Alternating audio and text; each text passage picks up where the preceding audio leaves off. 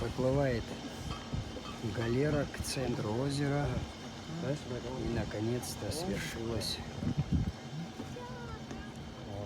мое желание прокатиться на боевой галере по озеру.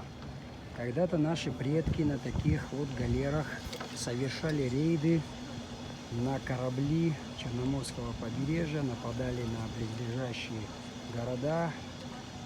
Есть упоминания о нападении на саму Византийскую империю, так что вот, прикоснуться к историческим реалиям хотелось всем, но не удалось.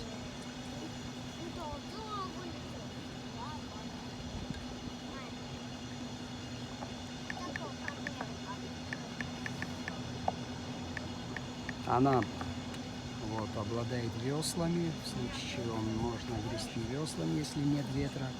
Ну и, конечно, здесь вот такой большой парус. А так, для того, чтобы она была удобная в передвижении, конечно, снабдили ее электромоторами, так как мы за экологию, особенно на озере Вятка. Никаких бензиновых двигателей.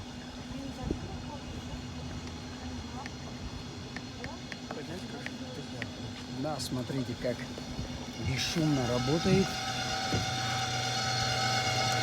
Работает аппарат, моторы на аккумуляторах.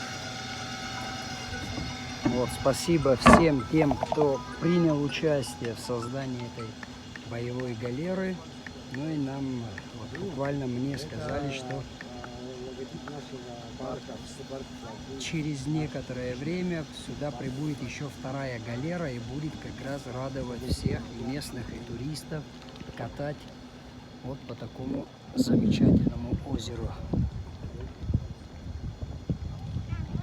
В дальнейшем я в посту обязательно вам напишу про исторический экскурс по этой галерее.